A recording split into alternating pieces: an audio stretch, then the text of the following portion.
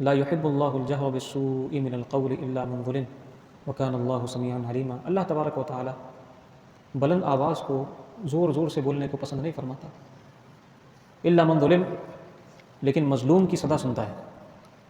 وکان اللہ سمیعا علیما، اللہ تبارک و تعالی سننے والا بھی ہے، جاننے والا بھی ہے۔ ان تخفوا شیئا او تبدوه او تعفوا عن سوء فان اللہ کان عفوا قدیرا۔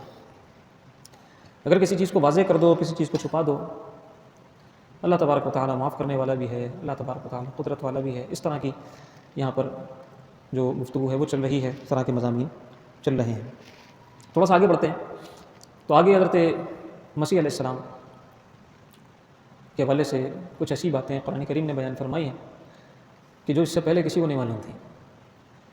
حضرت عیسیٰ ابن مریم علی نبینا علیہ الصلوۃ والسلام، ان سے متعلق بائبل نے جو کچھ کہا تھا، یعنی ایک تو وہ بائبل ہے کہ جو نازل ہوئی تھی عیسیٰ علیہ السلام پر، ایک وہ ہے کہ جس کو انہوں نے توڑ مروڑ کے آگے بیان کر دیا یا جس کے اندر تحریف کر دی۔ تو اس کا تحریف شدہ نسخہ جو کچھ کہتا تھا حضرت عیسیٰ علیہ السلام کے بارے میں، لوگوں کا وہی نظریہ تھا، وہی عقیدہ تھا، لیکن قرآن نے آ کے اس کی ایک ڈائریکشن سیٹ کی، قرآن نے آ کے ایک نظریہ بیان کیا۔ اس وقت تو لوگوں نے نہیں مانا، لوگ حیران بھی ہوئے، اور آج بھی بہت سے لوگ نہیں مانتے۔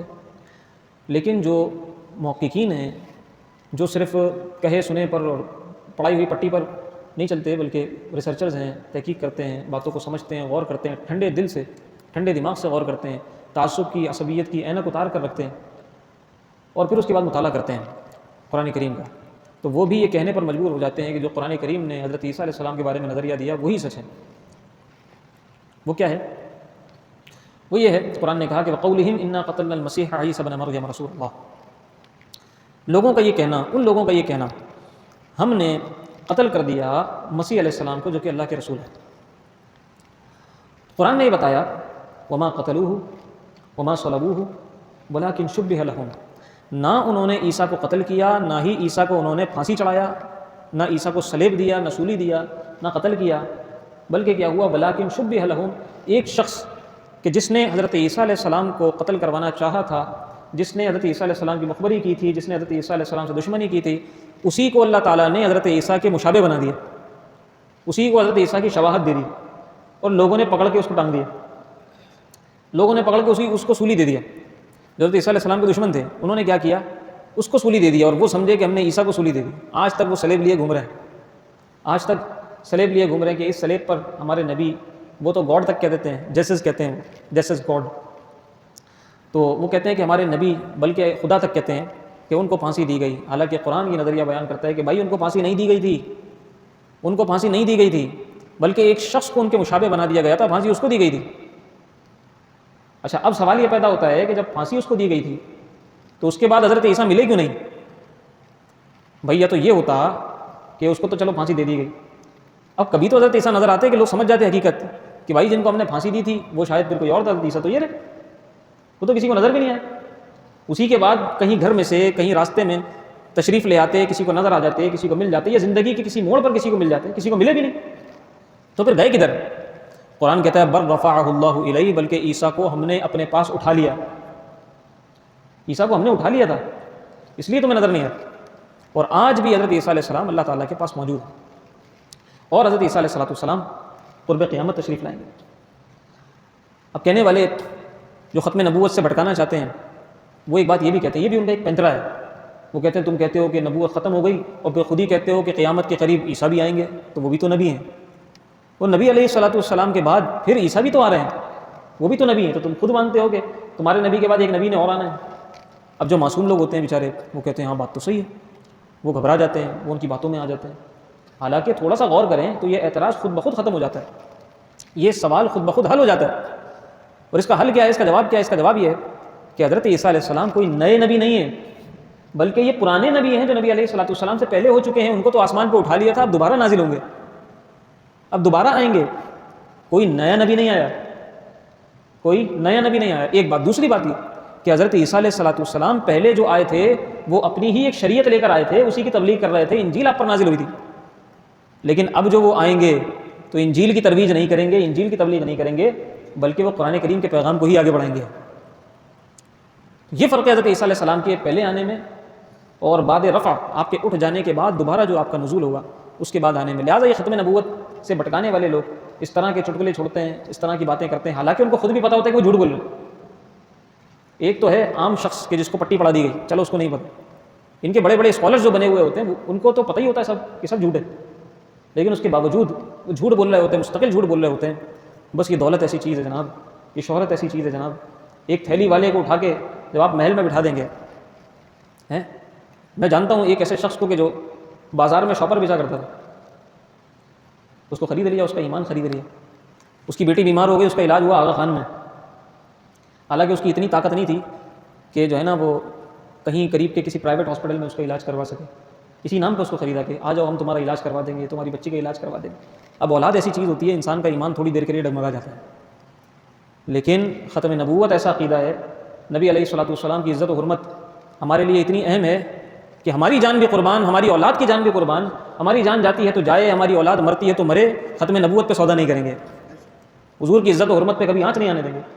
یہ کیا کہ اولاد بیمار ہو رہی ہے، ختم نبوت پہ سودا کر کے بیٹھ گئے، اولاد تو صحت یاب ہو گئی، اگر اللہ چاہتا، اللہ نے زندگی دی تھی تو وہ ویسے بھی بچ جاتی، اور اگر رشتہ نہ بچایا تو کیا بچایا؟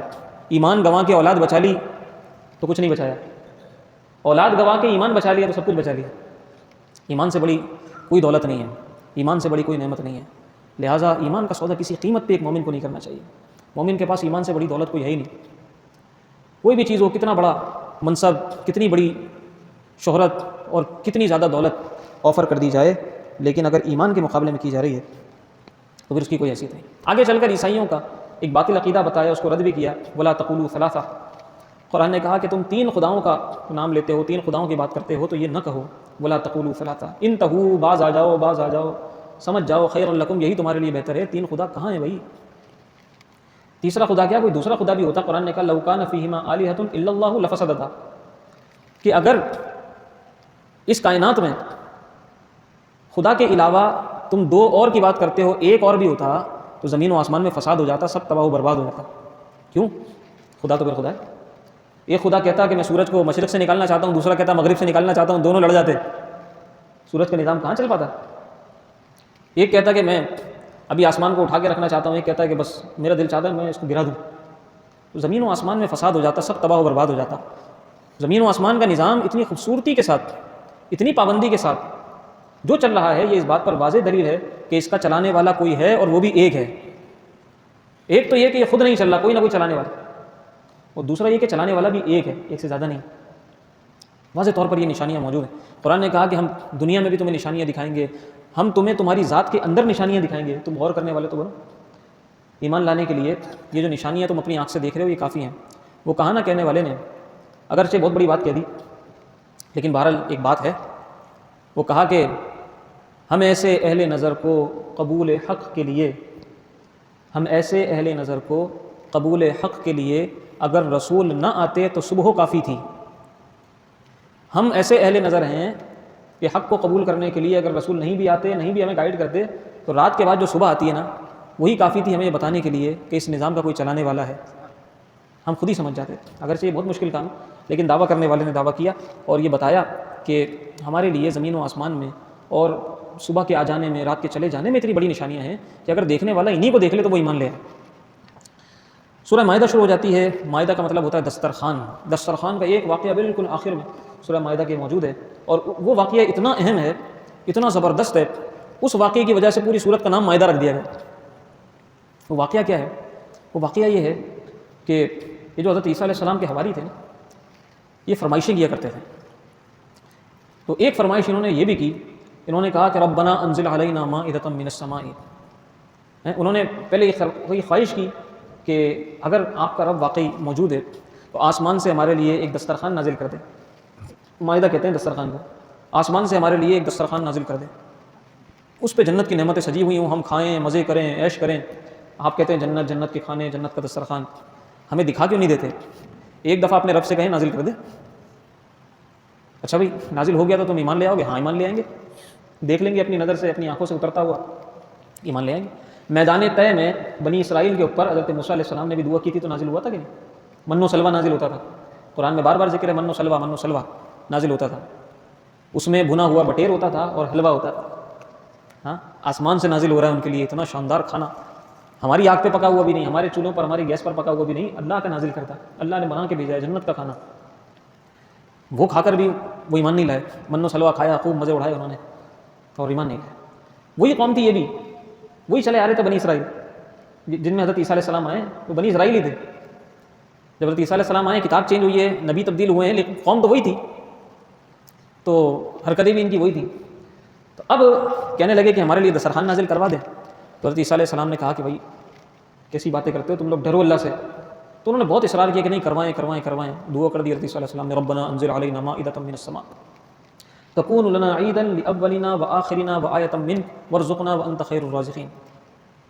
دعا کی کہ اللہ ہمارے لیے آسمان سے دسترخوان نازل فرما دے، اور یہ جس دن دسترخوان نازل ہوگا آسمان سے، اس دن کو ہم لوگ عید کا دن بنا لیں گے، اس دن کو ہم لوگ عید کا دن بنا لیں گے۔ خوشی، عید کا معنی ہوتا ہے خوشی، خوشی کا دن بنا لیں گے، اپنے پہلوں کے لیے بھی اپنے بعد والوں کے لیے بھی ہم اس کو عید کا دن مقرر کر لیں گے۔